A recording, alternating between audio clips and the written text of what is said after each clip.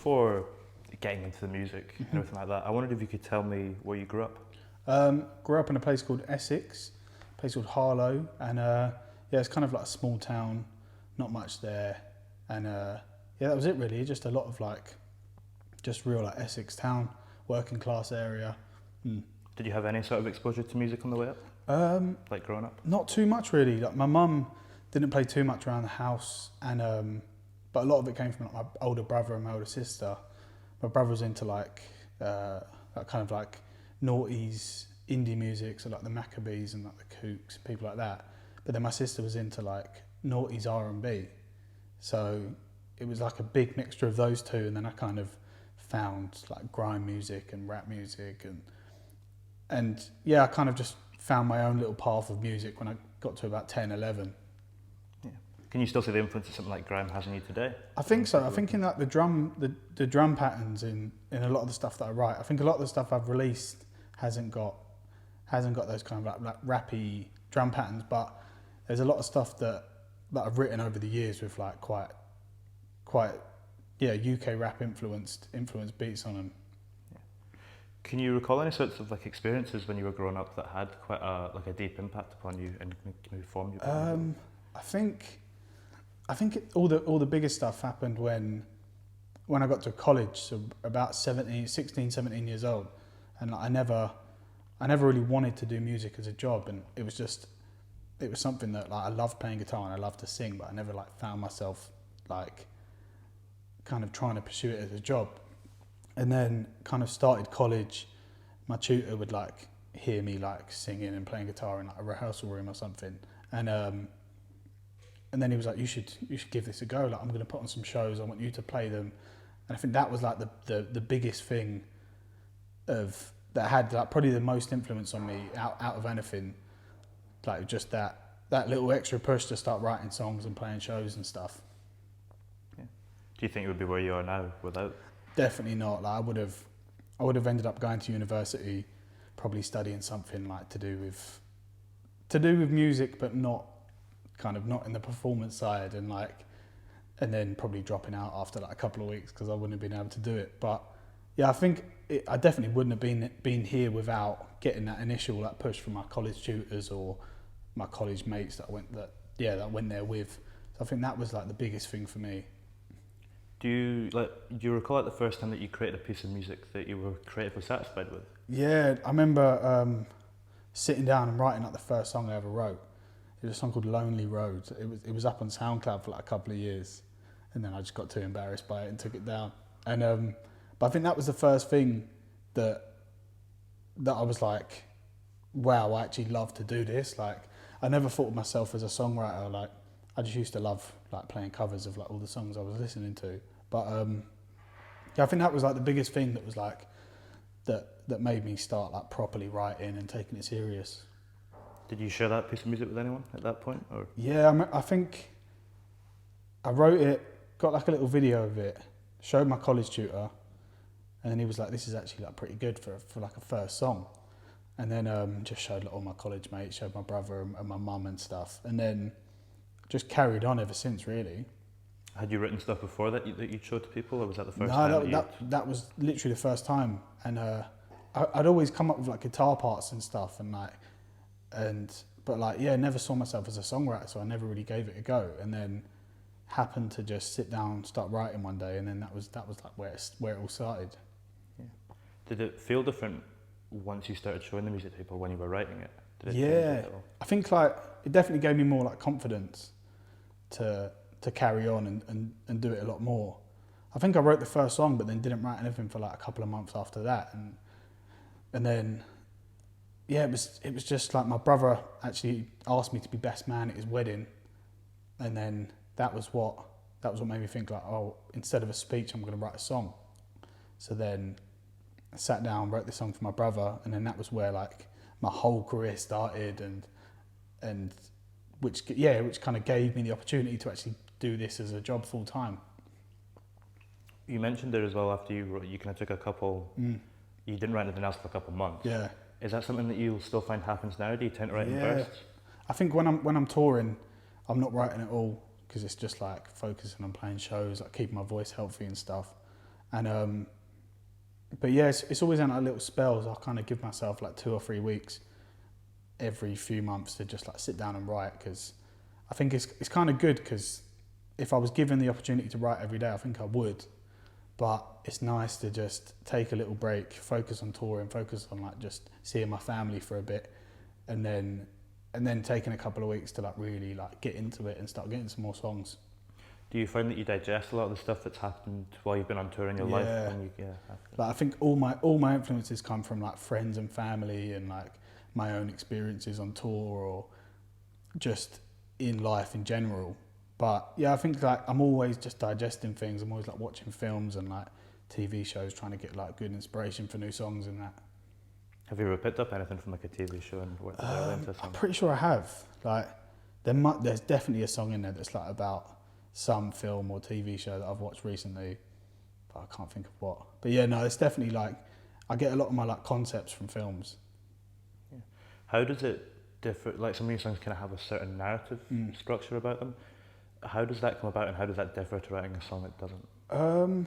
I think it's always like I always like to start before I've written anything just with like a concept for the song, and it's like having like a proper beginning, middle, and end to the song. Like, it's like the biggest thing for me. And like, so as long as I've got like a really good story, whether it comes from like something that happened to a friend or something I've seen in a film, then that's where it's like the easy thing to write, and like I can really like structure the song because I've seen the story happen or like heard about it and stuff. Although you base it, the concept that you base the song around that you mentioned at the start there, is that like an emotional concept or a story one? Or? I think a bit of both really. Like if I can connect to it on like an emotional level, and it's always easier to write. Like if it's happened to someone else and that thing's never happened to me before, like I'll always struggle to try and find lyrics. But if I've like had a certain relationship that I want to write about, then like it's always just like it flows well quick.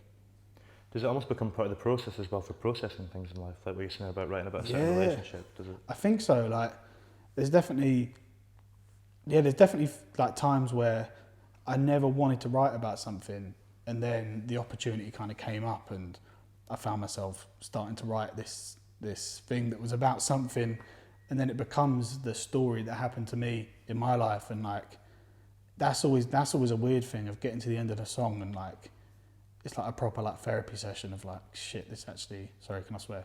All right, this actually happened, like, and then yeah, like I think it makes it easier for me to talk about it and like sing it on stage every night, and yeah, so it's nice. It's kind of, if something's happened to me, it's nice to actually like get it out and talk about it. Yeah. You mentioned performing it on stage there as well.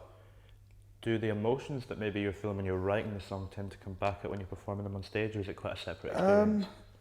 A lot of the time it's quite separate, but there's like 2 songs specifically. It's Fallen So Young, which is like the first song I ever released. That's always one that like proper gets me like a bit emotional on stage. Not like crying emotional, but just I'll start thinking about like the time when I wrote it, or like, and stuff like that, like, because it's about my brother and his wife, and like they're like a massive part of my life. So I think that's one that's a big one. And then a song called Human Way, and that's probably my favourite song to play live, and it's kind of just about like the time when I was thinking about like quitting music, and then my nephew was born, and it kind of gave me this like little push to carry on and like doing it for him now instead of like my own troubles that aren't really that important type thing. You mentioned the first song you released there as well. Was that always going to be the first tune that was going to be put out, or because obviously it did so well upon its release? Yeah, like I think that was a scary thing of like it did so well on SoundCloud, and so when it came to releasing the first single, I'd probably written over like a year like 30 or 40 songs, and there was like a few in there that could have been the first single, and I think just releasing it on SoundCloud and not officially, I kind of felt like I had to, like, because all these people that wanted to buy it or like have it all those years ago, it's kind of nice to just put out this new version of it and be like, this is the proper version. Yeah, it was nice. It was kind of, it felt right when we did it. Yeah. Even from the start, that we mentioned there as well, that you had an immediate impact. Immediately there was attention upon yourself. As you've continued to grow as an artist in terms of size and fan base, has it gotten easier or harder, to be honest, in your music? I think easier, because back in the day, like I wouldn't talk about any like issues in my life. Like, I'd find it really hard to do that. And I think now it's become more like acceptable to talk about your problems. Like I think that's why it's easier. Like I feel like just the times have changed a bit where like I can actually talk about all my issues, and I love talking about my problems to my mates as well. So it's like I think like I wouldn't have done that if I hadn't have written about them. But there's songs that I've written in the past that I never wanted to release because they were too personal. But like Father Son is a big one, and and then putting that out, it was nice because it's something that I'd never talk about with my mum or my brother or my sister. Like, so it was like, right, this is that song that like sums up everything that I'm thinking. And if you wanna know what I'm thinking, just please listen to that song because I don't want to talk about it. Yeah, I think it's nice. It's nice doing that. Yeah. There's almost an element of closure to things as well. Cause Yeah. it's like that you can almost kind of close the book in it. Exactly. I think that's probably like Father Son's the one song that like I kind of got my closure on a lot of things that I was thinking, and it kind of made it a lot easier for me to talk about. Do you always know what the songs are about straight away, or does sometimes the meaning come after and maybe apply? Yeah, I think a lot of the time, a lot of the time I'll have the concept, but it might just be something that I've imagined in my head, and then I'll get into the lyrics, and then I'm like, right, this is that thing that happened.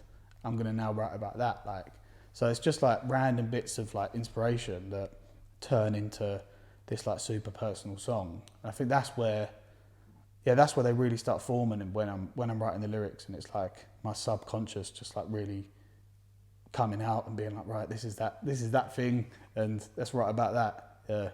You mentioned the subconscious there. How much of the music you write do you think is written by the subconscious, and how much is written by the conscious? All of it, I think. Like, because I've always listened to so much music, and like even my guitar style, like the playing styles, like like complete rip off from all the singer-songwriters that I used to listen to like 10 years ago.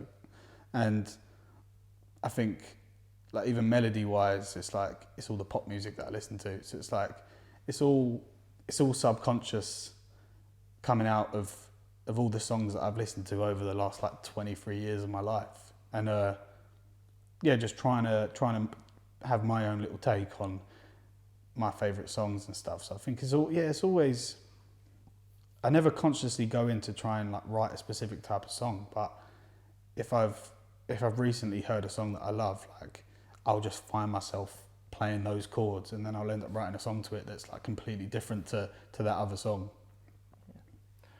I've just got a couple left, a couple more general ones. Good. Do you think in the music that you make you're more fueled by self-doubt or conviction? I think I'm more fueled by self-doubt, because I doubt absolutely everything that I do. So, and that's why I like writing with like one other person all the time, because if I've written a song, it could be the best song I've ever written, but I'll always think it's rubbish until I've sat down with someone else and either like played it to them or been like, can you help me out, like finish this song and change a few bits, because I never know sorry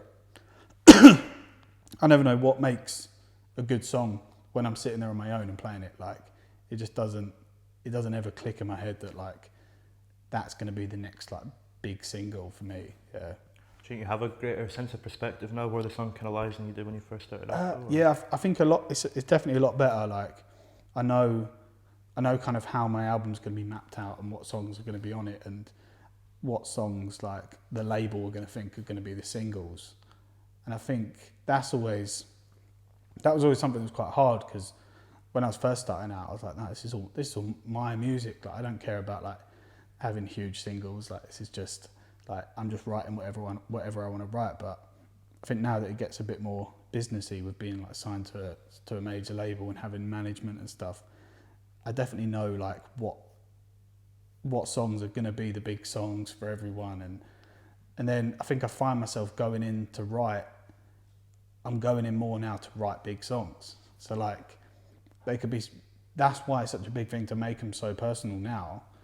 Because if they've got like a big hooky chorus, I still want it to like mean something and not just like generic pop lyrics and stuff. So yeah, I think I've definitely been like shaped over the last like 5-6 years of doing it. Of just like, my songwriting's definitely changed a lot. It was a lot folky back in the day, but now it's kind of like I always go in trying to write like the next big pop song with meaningful lyrics. Yeah. You mentioned the album as well. How, in the same way earlier that you mentioned how you map out songs at the beginning, middle and end, have you done the same thing in your head for the album? I think so, yeah. Like there's probably like 15 to 20 songs that I've loved over the last like 5 years, 6 years of writing, and it's trying to fit those into like a 10-track, 12-track album where there's like a proper story and like proper timeline of where I wrote the songs and stuff. So I kind of want, there's definitely a way I want to structure it, but just depends that, sorry, I've just had so much iron brew. I'm like burping all over the place. And yeah, I think, I definitely want it to have a beginning, middle and end, because all of my favourite albums have like beginning, middles and ends. Yeah. Last one. All good. How do you feel creating music has affected your understanding of yourself? I think it's had a big impact on like how I see myself, like, because I love writing about like missing home and missing my nephews and my mum and stuff. Like, so I know that I'm like, yeah. So I know that I'm like really close to my family, and like it kind of made me more like self-aware of like that's what I'm doing it for, and they're the important people in my life and stuff. But then I think also, yeah, I don't know really. Like it's kind of hard. Like I think that's the biggest thing of like I've realised like why I'm doing it, like who I'm doing it for and stuff like that. And it's almost made me less. I think it's made me less selfish of like what I want, and it's like I'm kind of doing this now for like my whole family, of like coming from that working class town, and like I've been given this like platform and opportunity to really like get us all out of it and make something of like myself. So I think it's just made me more, it's definitely made me a bit more in tune with my emotions and stuff though. Like I love talking about my problems in songs and with people, and so yeah, I think it's been good.